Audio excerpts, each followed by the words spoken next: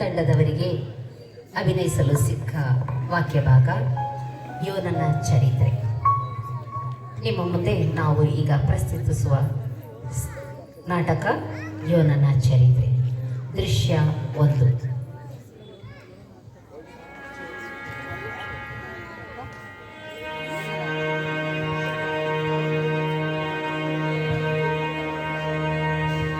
ಯೋನನೇ ಯೋನನೇ ಯೋನನೇ ಯೋನನೇ, ಅಪ್ಪಣೆಯಾಗಲಿ ಸ್ವಾಮಿ. ನೀನೆದ್ದು ಆ ದೊಡ್ಡ ಪಟ್ಟಣವಾದ ನಿನೆವೆಗೆ ಹೋಗಿ ಗಟ್ಟಿಯಾಗಿ ಕೂಗುತ್ತಾ ಅದನ್ನು ಖಂಡಿಸು. ಅವರ ನಿವಾಸಿಗಳ ದುಷ್ಟತನವು ನನ್ನ ಸನ್ನಿಧಿಗೆ ಮುಟ್ಟಿದೆ ಎಂದು ಅಪ್ಪಣೆ ಕೊಡುತ್ತೇನೆ. ಅಯ್ಯೋ, ದೇವರು ನನ್ನನ್ನು ನಿನವೆಗೆ ಹೋಗು ಅನ್ನುತ್ತಿದ್ದಾರೆ. ಆದರೆ ನಿನವೆಯ ಜನರು ದುಷ್ಟರು. ನಾನು ದೇವರಿಂದ ತಪ್ಪಿಸಿಕೊಂಡು ಅಲ್ಲಿ ಕಾಣುತ್ತಿರುವ ಹಡಗಿನಲ್ಲಿ ಕೂತುಕೊಂಡು ತಾರ್ಷೀಷಿಗೆ ಓಡಿ ಹೋಗುತ್ತೇನೆ ಮತ್ತು ದೇವರಿಂದ ತಪ್ಪಿಸಿಕೊಳ್ಳುತ್ತೇನೆ.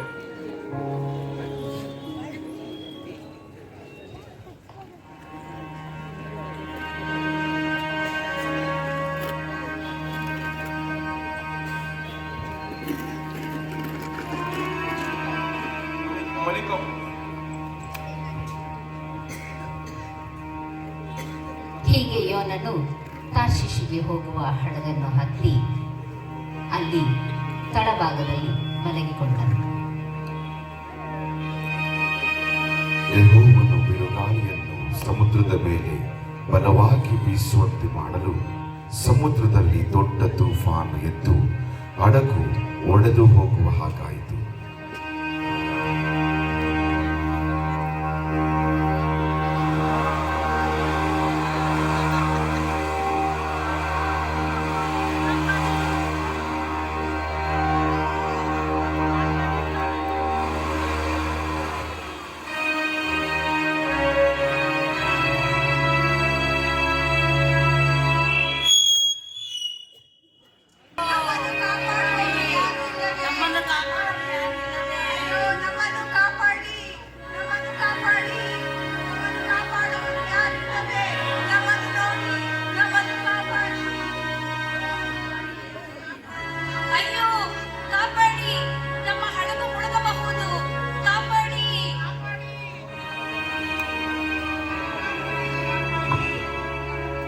ಆಗ ಅವರು ತಮ್ಮ ಸಾಮಗ್ರಿಗಳನ್ನು ಎತ್ತಿ ಈಚೆ ಹಾಕಿದರು.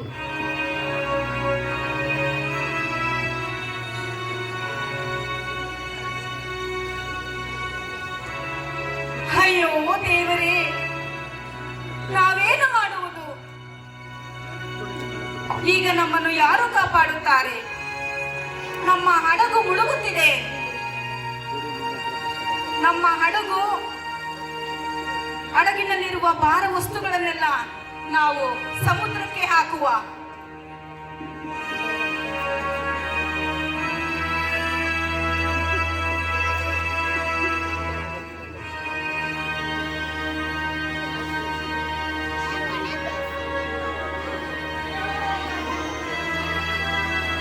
ಆಗಲೂ ಬಿರುಗಾಳಿ ಇನ್ನೂ ಹೆಚ್ಚೆಚ್ಚಾಗಿ ಅಲ್ಲೋಲ ಕಲ್ಲೋಲವಾದ ಕಾರಣ ಅವರು ತಮ್ಮ ತಮ್ಮ ದೇವರುಗಳಿಗೆ ಪ್ರಾರ್ಥನೆ ಮಾಡಲು ಪ್ರಾರಂಭಿಸಿದರು.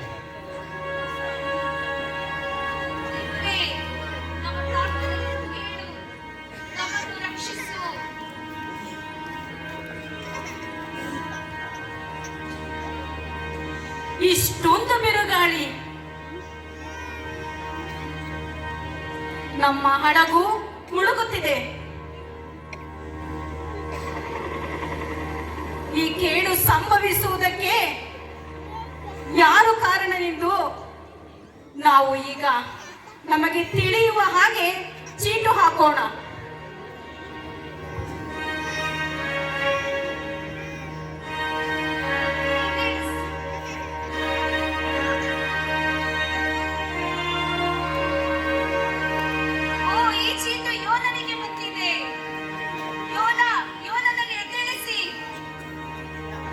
ಏನು ಏನು ಏನಾಯಿತು? ನೀನು ಯಾವ ದೇಶದವನು, ಯಾವ ಜನಾಂಗದವನು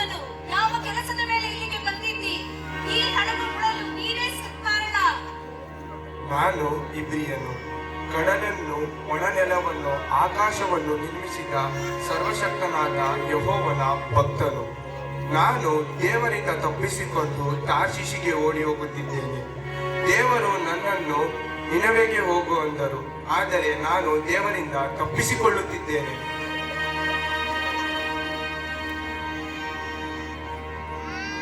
ಅಯ್ಯೋ ದೇವರೇ, ಇದು ನಿನಗೆ ಸಾಧ್ಯವೋ? ಎಲ್ಲ ಭ್ರಮೆ. ದೇವರಿಗೆ ಅಸಾಧ್ಯವಾದದ್ದು ಯಾವುದೂ ಇಲ್ಲ. ಈ ಅಲ್ಲ ಕಲ್ಲೋಲಕ್ಕೆ ನೀನೇ ಕಾರಣ. ಹೌದು, ಇದಕ್ಕೆ ನಾನೇ ಕಾರಣ. ನನ್ನನ್ನು ಈ ಸಮುದ್ರಕ್ಕೆ ಹಾಕಿರಿ, ಆಗಲಾದರೂ ಈ ಸಮುದ್ರವು ಶಾಂತವಾಗುವುದು.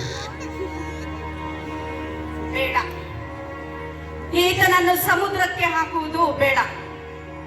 ನಾವು ಹಿಂತಿರುಗಿ ನಮ್ಮ ಊರಿಗೆ ಹಿಂತಿರುಗಿ ವಾಪಸ್ ಹೋಗುವ. ನಾವು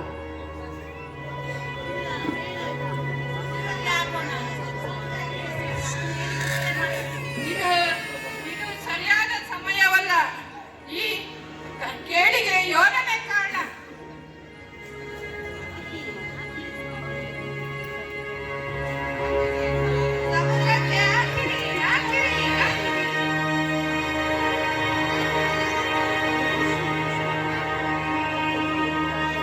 ಹೀಗೆ ಆ ಜನರು ಸಮುದ್ರಕ್ಕೆ ಯೋನನನ್ನು ಎಸೆಯಲು ದೇವರು ಅಪ್ಪಣೆ ಮಾಡಿದ ಒಂದು ಮೀನು ಯೋನನನ್ನು ನುಂಗಿಬಿಟ್ಟಿತು.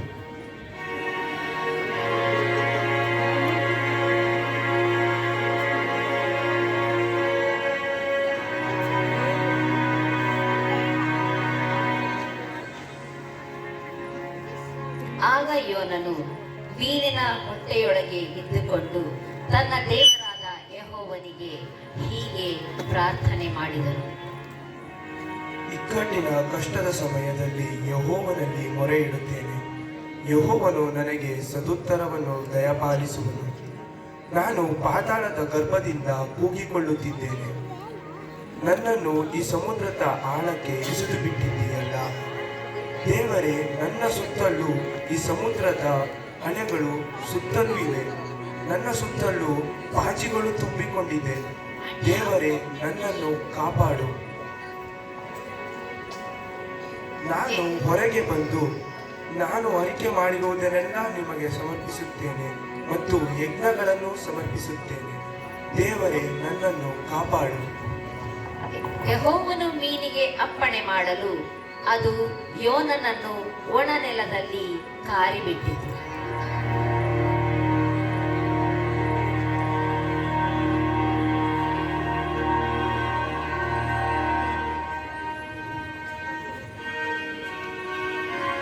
ಯೋನನೇ, ಯೋನನೇ, ನೀನೆದ್ದು ಈ ದೊಡ್ಡ ಪಟ್ಟಣವಾದ ನಿನವೆಗೆ ಹೋಗಿ ನಾನು ನಿನಗೆ ಪ್ರಕಟಿಸಿದ ನಿನವೆಗೆ ಸಾರು. ಅವರ ದುಷ್ಟತನವು ನನಗೆ ಮುಟ್ಟಿ ಬಂದದೆ ಎಂದು ತಿಳಿಸು.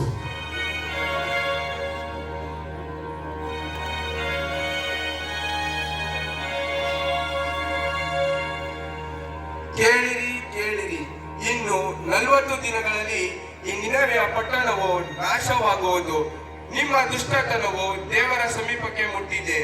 ಕೇಳಿರಿ, ಕೇಳಿರಿ.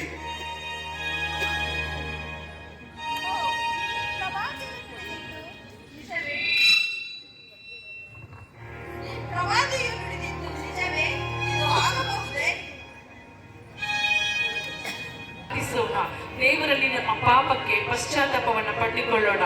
ಎಲ್ಲ ಜನರಿಗೆ ಸಾರುವಂತೆ ಇದು ನನ್ನ ರಾಜಾಜ್ಞೆಯಾಗಿದೆ. ಹೋಗಿ ಸಾರಿರಿ. ಹೀಗೆ ನಿನವೆಯ ಜನರು ಪಶ್ಚಾತ್ತಾಪದಿಂದ ಗೋಣಿ ಕೇಳಿರಿ, ಕೇಳಿರಿ. ನಿನವೆಯ ಪಟ್ಟಣದ ಜನರೇ, ಗೋಣಿ ತಟ್ಟನ್ನು ಉಟ್ಟುಕೊಂಡು ಪ್ರತಿಯೊಬ್ಬರು ಗೋಣಿ ತಟ್ಟನ್ನು ಉಟ್ಟುಕೊಂಡು ದೇವರಿಗೆ ಮೊರೆ ಇಡಿರಿ. ಆಗ ದೇವರು ನಮ್ಮನ್ನು ಕಾಪಾಡುವನು. ಇದು ರಾಜಾಜ್ಞೆಯಾಗಿದೆ. ಹೀಗೆ ನಿನವೆಯ ಜನರು ಪಶ್ಚಾತ್ತಾಪದಿಂದ ಗೋಣಿ ತಟ್ಟನ್ನು ಹೊತ್ತುಕೊಂಡು ಪಶ್ಚಾತ್ತಾಪದಿಂದ ಪ್ರಾರ್ಥನೆ ಮಾಡಲು ತೊಡಗಿದರು. ಇತ್ತ ಯೋನನಾದರೂ ನಿನೆವೆಯ ಪಟ್ಟಣವು ನಾಶವಾಗಬೇಕೆಂದು ಒಂದು ಬಂಡೆಯ ಬಳಿ ಕಾದುಕೊಂಡು ಕುಳಿತಿದ್ದರು.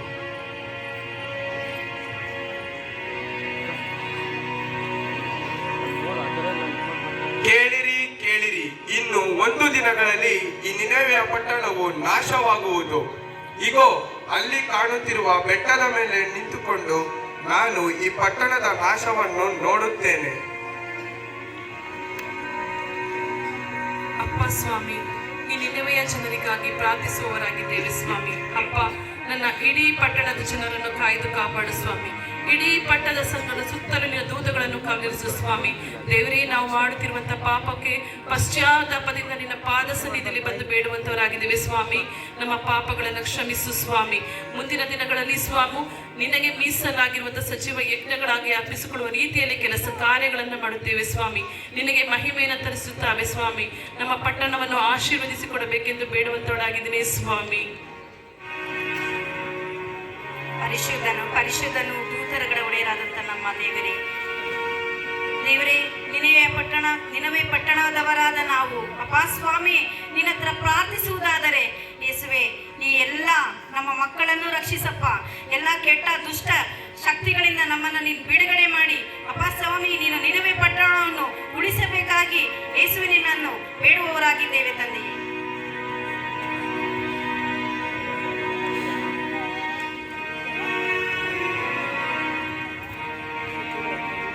ತಂದೆ, ನಮ್ಮ ಮೊಮ್ಮಕ್ಕಳನ್ನು ನಿನ್ನ ಕೈಗೆ ಒಪ್ಪಿಸಿಕೊಡುತ್ತೇವೆ ಸ್ವಾಮಿ. ಎಲ್ಲರನ್ನು ಕಾದು ಕಾಪಾಡಬೇಕೆಂದು ಬೇಡಿಕೊಳ್ಳುತ್ತೇನೆ. ಜೀವವುಳ್ಳ ದೇವರೇ ಸ್ವಾಮಿ, ಯೇಸುವೆ, ಯೇಸು ರಾಜನೇ, ಅಪ್ಪ ನಿನ್ನ ಮೇಲೆ ಭಾರಾಕಿದ್ದೇನೆ. ನಮ್ಮ ಪ್ರಾಣಿಗಳನ್ನು ಪಕ್ಷಿಗಳನ್ನು ಕಾಪಾಡಪ್ಪ ದೇವರೇ. ಯೇಸುವೆ, ಯೇಸು ರಾಜನೇ, ನಿನ್ನ ಮೇಲೆ ಭಾರಾಕಿದ್ದೇವೆ.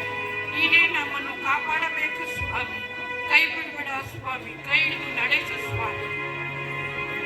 ನಮ್ಮನ್ನು ಪ್ರೀತಿಸುವ ನಮ್ಮ ದೇಶ ಸ್ವಾಮಿಯಾದ ದೇವರೇ, ನಮ್ಮನ್ನು ಕಾಪಾಡು, ನಮ್ಮ ಪ್ರಜೆಗಳನ್ನು ಕಾಪಾಡು.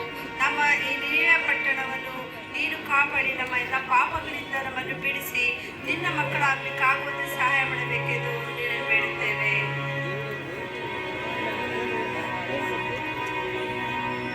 ಇದೇನಿದು? 40 ದಿನಗಳಾದರೂ ಈ ಪಟ್ಟಣ ನಾಶನವಾಗಲಿಲ್ಲ. ದೇವರೇ, ನೀನು ಹೇಳಿದಂತೆ ಈ ಪಟ್ಟಣ ನಾಶವಾಗಲಿಲ್ಲ. ನಿನೆವೆಯ ಜನರು ಗೋಣಿತಟ್ಟನ್ನು ಹಾಕಿಕೊಂಡು ಬೂದಿಯಲ್ಲಿ ಕೂತುಕೊಂಡು ದೇವರಿಗೆ ಮೊರೆ ಇಡುವುದರಿಂದ ದೇವರು ಈ ಜನರನ್ನು ಕ್ಷಮಿಸಿದ್ದಾರೋ? ದೇವರು ಮಹಾಕೃಪೆಯುಳ್ಳವನಾಗಿದ್ದಾನೆ. ದೇವರು ದಯೆನು, ಕರುಣೆ, ದೀರ್ಘ ಶಾಂತಿಯೂ ಉಳ್ಳವನಾಗಿದ್ದಾನೆ. ದೇವರೇ, ನೀನು ಹೇಳಿದಂತೆ 40 ದಿನಗಳಲ್ಲಿ ನಾನು ಈ ಪಟ್ಟಣಕ್ಕೆ ಹೋಗಿ ಸಾರಿದಂತೆ ಏನೂ ಆಗಲಿಲ್ಲ. ನಾನು ಬದುಕುವುದಿಲ್ಲ, ಸಾಯುವುದೇ ಲೇಸು.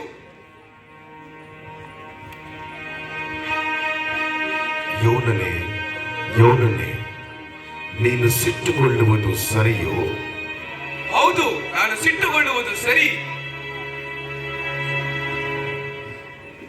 ಯೋನನು ನಿನೆವೆಯ ನಾಶನ ನೋಡಲು ಒಂದು ಗುಡಿಸಲು ಮಾಡಿಕೊಂಡು ಇನ್ನೂ ಏನಾಗಬಹುದು ಎಂದು ಆಲೋಚಿಸುತ್ತಾ ಕುಳಿತಿದ್ದನು.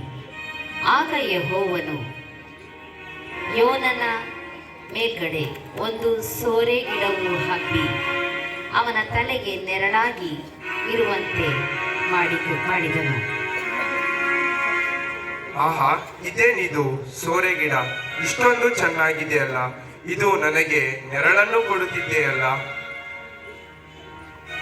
ಸೋರೆ ಗಿಡವನ್ನು ನೋಡಿ ಸಂತೋಷಪಟ್ಟನು. ಮಾರನೆಯ ದಿನ ಅರುಣೋದಯದಲ್ಲಿ ದೇವರು ಒಂದು ಹುಳಕ್ಕೆ ಅಪ್ಪಣೆ ಕೊಟ್ಟನು. ಸೋರೆ ಗಿಡವನ್ನು ಅದು ಹೊಡೆಯಲು ಅದು ಒಣಗಿ ಹೋಯಿತು.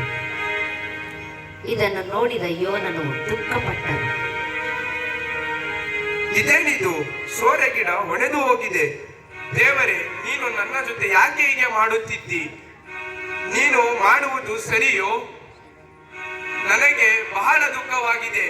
ಈ ಸೋರೆ ಗಿಡವನ್ನು ಒಂದು ದಿನ ಹುಟ್ಟಿಸಿ ಮತ್ತೊಂದು ದಿನದಲ್ಲಿ ನಾಶ ಮಾಡಿದೆ. ಏಕೆ ಹೀಗೆ ಮಾಡುತ್ತಿದ್ದಿ? ಯೋನನೇ, ನೀನು ಈ ಸೋರೆ ಗಿಡಕ್ಕಾಗಿ ಕಷ್ಟಪಡಲಿಲ್ಲ, ಬೆಳೆಸಲಿಲ್ಲ.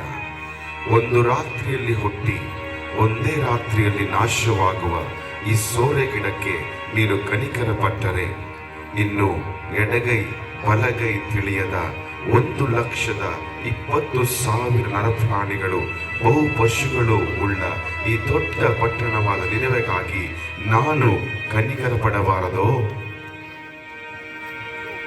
ಪ್ರಿಯ ಸಭೆಯವರೇ, ಈ ಯೋನನ ಚರಿತ್ರೆಯಲ್ಲಿ ಯೋನನು ದೇವರಿಂದ ತಪ್ಪಿಸಿಕೊಂಡು, ದೇವರು ನೇಮಿಸಿದ ಕೆಲಸದಿಂದ ತಪ್ಪಿಸಿಕೊಂಡು ನಿನವೆಗೆ ಹೋಗುವ ಬದಲು ತಾರ್ಷೀಷಿಗೆ ಹೋಗಲು ಅವನಿಗೆ ಕಷ್ಟ ಸಂಕಟಗಳು ಆವರಿಸಿತು. ಮತ್ತೆ ದೇವರನ್ನು ಯೋನನು ಮೊರೆಯಿಡಲು ಪಾತಾಳ ಗರ್ಭದಿಂದ ಆತನು ಅವನನ್ನು ರಕ್ಷಿಸಿದನು. ನಿನವೆಯ ಜನರು ಪಾಪ ಮಾಡಲಾಗಿ ದೇವರು ಅವರಿಗೆ ನಾಶ ಮಾಡಲು ನಿರ್ಧರಿಸಿದನು. ಆದರೆ ನಿನವೆಯ ಜನರ ಮನ ಪರಿವರ್ತನೆಯಿಂದ ದೇವರು ಅವನನ್ನು ಉಳಿಸಿದನು. ನಮ್ಮ ದೇವರು ಮಹಾ ಕರುಣೆಯುಳ್ಳುವ ದೇವರು, ಮನ ಮರುಗುವವನು, ದೀರ್ಘ ಶಾಂತನು, ಪೂರ್ಣ ಪ್ರೀತಿಯು ಕನಿಕರವೂ ಉಳ್ಳವನಾಗಿದ್ದಾನೆ. ದೇವರು ತಾನೇ ಶಿಕ್ಷೆ ಬರಮಾಡಿದ್ದರೂ ಜನರ ಪಶ್ಚಾತ್ತಾಪದಿಂದ ಮಾನಸಾಂತರ ಹೊಂದಿದಾಗ ಆತನು ತನ್ನ ಮಾತನ್ನೇ ಹಿಂತೆಗೆದುಕೊಳ್ಳಲು ಶಿಕ್ಷೆಯನ್ನು ಇಲ್ಲವಾಗಿಸುತ್ತಾನೆ.